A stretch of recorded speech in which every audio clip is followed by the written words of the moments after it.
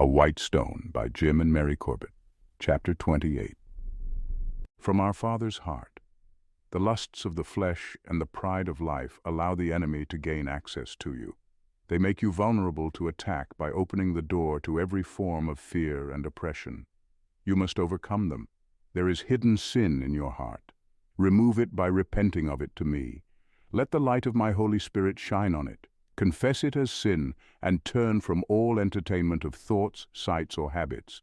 Renew your mind daily with my word, my thoughts, and my presence, and you will be set free. You turn away from sin, and I will be there for you. But you must turn away. Each time a thought is noticeable, cast it down. Stop looking in the direction of sin. Stop holding it dear, for it has no place in you. You are mine, and I want you spotless. I am jealous for that area of your heart. Come to me and be holy. In my holy fire, any presence of evil will be consumed. I am your safety, your strong tower, your haven. I am your consuming fire. I require you this day. Return to your first love, your consuming love for me, the desire for my word and the power that is mine. You know me. Now begin to believe again. Flee from fear. It no longer has a hold on you. I have cut its cord, so turn from it. You are mine, and nothing will take you from me. Be intense for my presence and my presence alone. End of From Our Father's Heart reading. For the God of this world has blinded the unbelievers' minds that they should not discern the truth, preventing them from seeing the illuminating light of the gospel of the glory of Christ, the Messiah, who is the image and likeness of God. 2 Corinthians 4:4 Amplified. The very unlikely couple waiting for their luggage at the baggage claim drew the incredulous stares of many who passed by. She, a diminutive, red-haired, strikingly beautiful woman with kind eyes and a peaceful smile, and he, well, he was beyond description. Imposing in size and street-rugged in stature, his quiet demeanor belied his immensity. People had all they could do to restrain themselves from finding any excuse to talk to Crystal and Train. Their spirits were so open and alive. Children flocked to them, and they, in turn, shared each moment necessary to satisfy their youthful needs. After Crystal found her Lord, Savior, and Healer that Sunday, she was held close by people who could really guide and direct her to wholeness. Women entrusted with the love of God and His Word ministered life and testimony to the empty vessel. As her heart was filled with God's love, she was able to pour that love into others. She found satisfaction and purpose in ministering at the clinic and hospital established by Tom and Sally. Working tirelessly, she met the physical and spiritual needs of the unwashed, the vile, and the hopeless. With her new life and submission to the Lord, Crystal had found her reason for living. All her money, power, and social contacts had left her empty. Now her Lord had filled her full. His life and desires became hers, and she was truly at peace. With her new eyes, the pile of dumb rocks, as she had once addressed Train, had now become a mountain of precious jewels to her. She had found worth in Jesus, and He entrusted one of His men of honor to her care. The match that seemed very unlikely on earth was truly made in heaven. A holy alliance which had been appointed from the beginning of time was formed before the eyes of loving friends. They lived and moved and had their being in Jesus Christ, their Lord. From that relationship, love and undergirding flowed forth to one another and to the world around them. They were truly a series of inconsistencies, molded and formed until they were equipped and anointed to present the pearl of great price to the world. "I'm so sorry we missed Tommy's funeral," Crystal said, looking up at Train as he picked up the last bag. "That young man was much older than his age." The two couldn't attend the funeral because Train had been deputized by some of his friends in the police department to work with some of the gangs in another city. There was scuttle that some group had intended on using chemical warfare to harm a great portion of the population, and that police needed some information from the street world, so they sent for Train to find out what the real situation was. He knew the street and was known for his integrity among gang members, so he had access to places where few others could go without being badly hurt. He had also proven the changes in his life many times over, so honest law enforcement trusted him too. The combination was perfect, and he had found incredible satisfaction helping in this unique fashion. It was God's plan for his life. This time the rumor was correct, and a plan to hit the city with biochemicals was thwarted before it ever got off the ground. The information that Train received from his contacts was solid evidence that helped to destroy key players in a ring of terrorists that had eluded officials for many months. Waiting for Train to finalize the luggage inspection, Crystal started to reflect on life in general with questions like, why are we born? Why this particular time frame? Why this part of the country? She now understood that God doesn't make mistakes. He ordains our lives to impact our world for his purposes. Most of the time, we waste that life, or at least many years of it, in wandering confusion, thinking we're doing good things, and that we know what truth is. The truth had become so distorted by confused people who wanted to harm others, supposedly in the name of God, that it made Crystal want to scream. As far as she could see, if everything we do is not directed by God through seeking him, it usually has little real impact as far as his plans are concerned, and quite often has the opposite effect than what he intended. God is real, she said quietly. He does direct all of our lives, but never to harm anyone. There is an overall plan, and we are part of it. Crystal inconspicuously stomped her foot to emphasize her convictions. Train, knowing Crystal and her habit of saying her thoughts out loud, looked up from his conversation with the security guard, who was questioning Train's gun permit, when he heard her shoe slap the floor. She smiled sheepishly at him as he waved. Guess that wasn't very inconspicuous. Crystal took a couple of steps to the side to take a good look at her husband and reflect on how dramatically he had changed in a very short time. He started out as a homeless, frightened little kid who learned to survive on the street with a mind so clouded by fear and hate that all he could muster from life was minimal at best. At worst, there were times when he was nothing more than a cold body lying in some dark alley, having no positive, lasting effect on anyone or anything. Then he met his Lord. Now look at him, clear-headed and truly understanding his purpose for living. He was a catalyst for positive changes everywhere he went. "Boy, Lord, I sure do love that man," she commented to herself, yet loud enough for a female passerby to give her a knowing grin and a thumbs up. Train turned again to acknowledge her presence, radiating a joy that came from deep within. Crystal recounted the many valuable people she had the privilege of knowing since she found her peace with the Lord. How exciting and full they were in comparison to those who lived only for themselves, the way she had done for so many years. Tommy Bracken. Wow, what an incredible part he played. So much life packed into such a short time. Mick and Steely. They had unstoppable power to do good rather than waste away without direction on some nameless street. Tom and Sally, who repented of calling themselves Christians while living a life of hedonism, and Becky, they were her best friends. What a change to go from standing in the shadows of life to becoming totally immersed in it. Red Carlson, Pastor Wickham. The list got so long that Crystal felt praises of thanks rise up within her.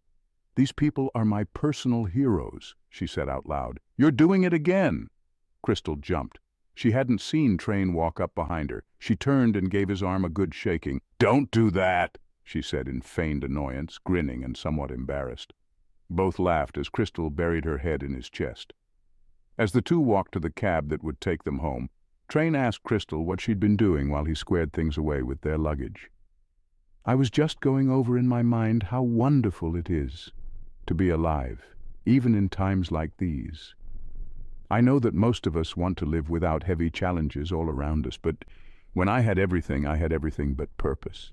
Train opened the cab door, and Crystal seated herself in the middle of the back seat. Train got in next to her after the cabbie closed the trunk. "I mean," Crystal continued as the cab pulled away from the curb, "for so long I thought the American dream was to get as much for myself as often as I could. I had everything, or so it looked that way to others. But I was dying inside. That's where it matters.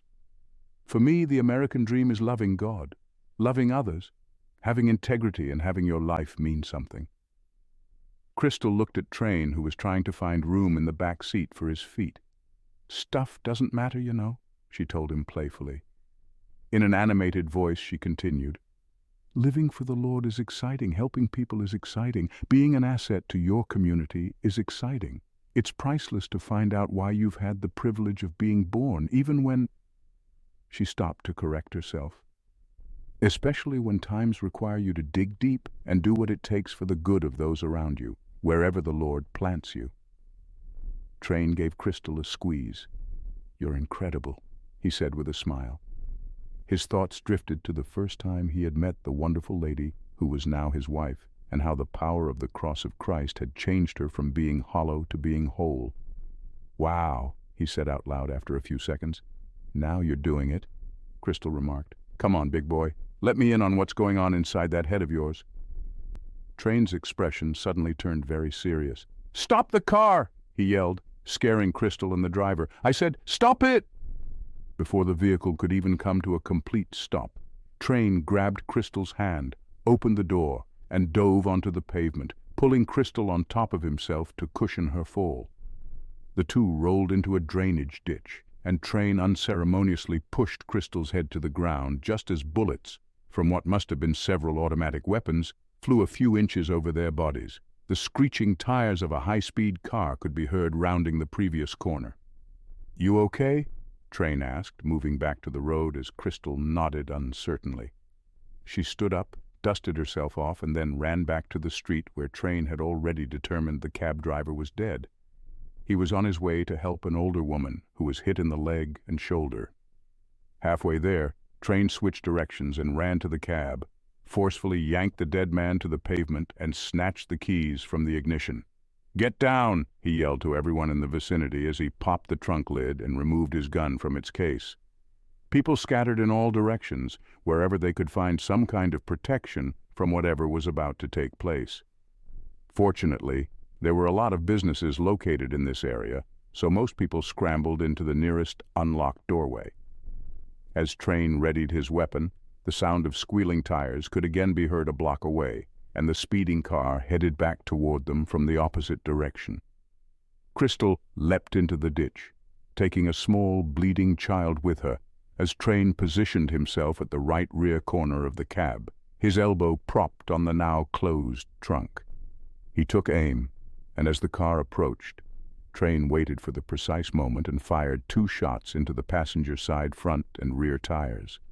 The car caromed off several vehicles before it jumped the curb, slammed straight into an old abandoned building, and exploded in a ball of flames. Train dove into the ditch as debris from the explosion landed all around them. "That was Dirk and some of the Kings," Train said to Crystal as he hurried to see who else was hurt. The Kings, a large gang with a reputation for extreme violence, had been looking for years for the opportunity to eliminate Train even before he left his life on the street.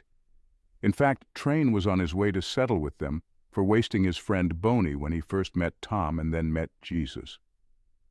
Since the start of the war and all the terrorist activity, the Kings had decided to take the opportunity to make a lot of money doing what they already loved to do for free.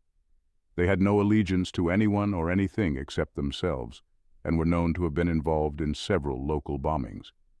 Because they knew every square inch of their territory, no one could find them. Crystal turned to the child in her arms. In her hurry to bring her to safety, she hadn't noticed the bullet hole in the little girl's neck. She was dead before they'd even hit the ditch. Looking at the lifeless body she cradled, Crystal couldn't help but think of the uselessness of all of this. Hatred had claimed another, possibly several other lives, judging by the crying she heard on the street above her. Hatred for the sake of hating. No matter how hard she tried, she could make no sense of it. Placing the little girl gently on the ground, Crystal went back to the road where she discovered several more lifeless bodies and another 4 victims who were writhing in pain and in desperate need of help. Train and a few others who escaped the torrent of bullets were tending to the victims, doing what little they could until some form of help arrived. Most likely, whatever assistance was offered would come from passers-by. The medical community was already overworked all over the city because of this type of incident. 6 hours later, 2 bloodied and very tired people unlocked the door of their apartment. The water in the building had not been available for several days, so they cleaned up a little with some moistened towelettes that were given to them by their neighbors. Train and Crystal literally dropped into bed. Both of them fell asleep immediately. The incredible incident the two of them had been involved in went unnoticed except for those who lost someone or those who were hurt. Occurrences such as this were so commonplace the evening news shelved this report to cover more volatile issues elsewhere. Train didn't talk much about what transpired. He had to find peace with his Lord for taking the lives of others, even if it occurred indirectly and wasn't his intent. Sure, he saved many by taking action, but still it caused people to die, people he had known. In one of his previous encounters with them, could he have shown them his Lord somehow? Provided the opportunity for them to receive Jesus and be changed? Could something he might have done then prevented what happened yesterday? Sure, his friends on the police force heartily commended him, and many people would be spared the brutality that would have come their way if these men had lived. But he still agonized that their lives did not belong to the Lord before they left this earth. That hurt him deep inside. In subsequent quiet moments with his Lord, the peace he longed for returned through the mercy of God. End of chapter 28.